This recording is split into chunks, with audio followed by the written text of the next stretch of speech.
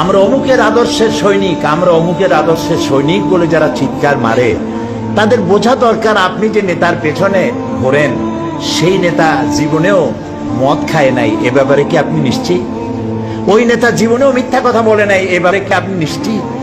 ওই নেতা জীবনেও ওয়াদা খেলাপ করে নাই, এ ব্যাপারে কি আপনি নিশ্চিত? জীবনেও কোনোদিন পরনারী স্পর্শ করে নাই, এ ব্যাপারে কি আপনি নিশ্চিত? এর কোনো ব্যাপারে আপনি গ্যারান্টি দিতে পারেন না, অথচ তার জন্য জীবন দিতে পারেন। ফাইনা তাযাবুন, কোথায় চলছেন আপনি? এমন এক ব্যক্তিকে আল্লাহ নেতা বানিয়েছেন, নেতা করে দুনিয়া পাঠিয়েছেন, যিনি সর্বকালের সর্বযুগের আয়নার মতো পরিষ্কার চেহারা, যাকে দেখতে কোনো লাইটের দরকার হয় না, দিনেও দেখা যায় রাতেও দেখা যায়। দ্বীপ্রহরের সূর্য অন্ধ অবলোকন করতে পারে। সে চোখ দিয়ে করে দ্বীপ্রহরের একটা সূর্য উঠেছে, যার তাপ এসে তাকে বলে দেয় এখন দুপুরের রোদ, চৈত্র মাসের দুপুরের রোদ। সুতরাং নবী করিম সাল্লাল্লাহু আলাইহি ওয়াসাল্লামের চরিত্র ছিল আকাশের সূর্যের মতো দীপ্তমান, গোটা বিশ্বের মানুষের কাছে উজ্জ্বল, যার জন্ম থেকে শুরু করে মৃত্যু পর্যন্ত এমন একটা দিক নাই, বিভাগ নাই যা সাহাবায়ে কেরাম সংরক্ষণ করেন নাই। জীবনের সবকিছু লিপিবদ্ধ হয়েছে। আপনি কোন নেতা পাবেন এমন বলেন, একজন নেতার নাম বলেন যার লেখাপড়ার জন্ম, লেখাপড়া, মৃত্যু আর জীবনের রাজনৈতিক কয়েকটা বক্তৃতা, এছাড়া আপনি কি জানেন? আর বইতেই বা কি লেখা আছে? নবী করিম সাল্লাল্লাহু আলাইহি ওয়াসাল্লামের জীবনকে যারা সংরক্ষণ করেছেন, তার জীবনী যারা লিখেছেন, আসমাউর রিজাল, যারা তার জীবনী সংরক্ষণ করেছেন, কথা, কাজ এবং মৌন সম্মতি যারা সংরক্ষণ করেছেন, তাদের সংখ্যা হচ্ছে 1,00,000-এর উপরে। পৃথিবীর কোন মানুষের জীবনকে এইভাবে হাই পাওয়ারের মাইক্রোস্কোপ যন্ত্র দিয়ে কোন মানুষকে এভাবে দেখা হয় নাই যা দেখা হয়েছে রাসূলকে। শামাইলে তিরমিজি পড়েন, এটা বাংলা হয়ে গেছে।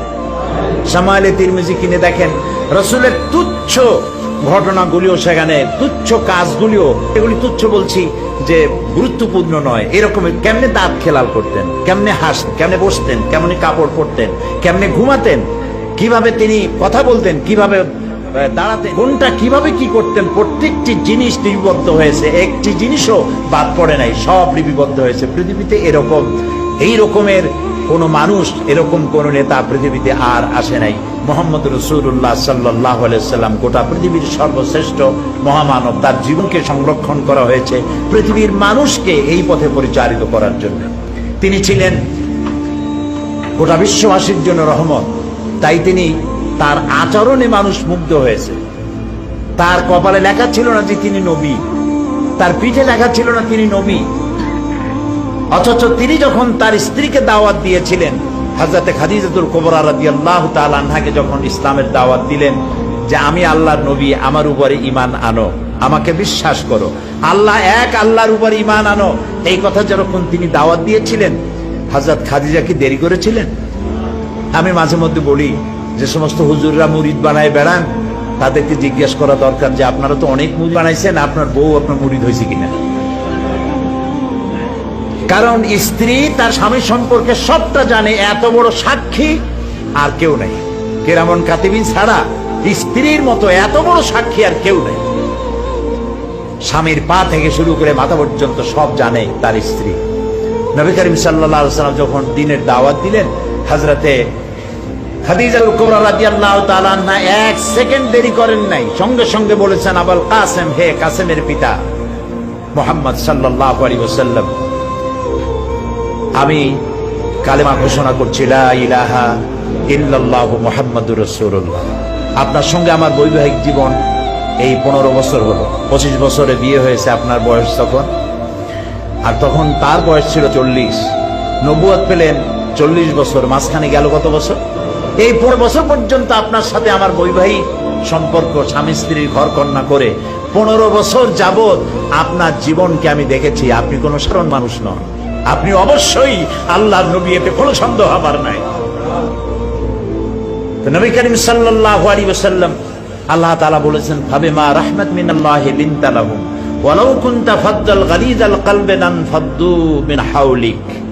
হে রাসূল, আল্লাহ আপনার প্রতি করুণা করেছেন এই যে আল্লাহ আপনার দিলটাকে নরম বানিয়ে দিয়েছেন, তাই যারাই আপনার কাছে আসে তারা আপনার সাথে সেটে যায়। যদি আপনি কঠোর মনা হতেন তাহলে যারা কাছে এসেছিল এরা সব ছিটকে পড়ত। মোহব্বত দিয়ে করেছেন। ছোট্ট ছোট্ট বাচ্চা ছেলেপেলেগুলি খেলা ছেড়ে দিয়ে রসুল যাচ্ছেন, খেলা ছেড়ে দিয়ে দৌড়ে রসুলের কাছে চলে যেত। রসুল্লাহ জিজ্ঞেস করতেন তাদেরকে, কেমন আছো, কি অবস্থায় আছো, খেলাধুলা কেমন চলছে জিজ্ঞেস করতেন। এভাবে একটা ছেলেকে তিনি বেশ ভালোবাসতেন, প্রায় তাকে ডাকতেন, দেখতেন। পরপর 3 দিন পর্যন্ত ছেলেটাকে দেখা গেল না।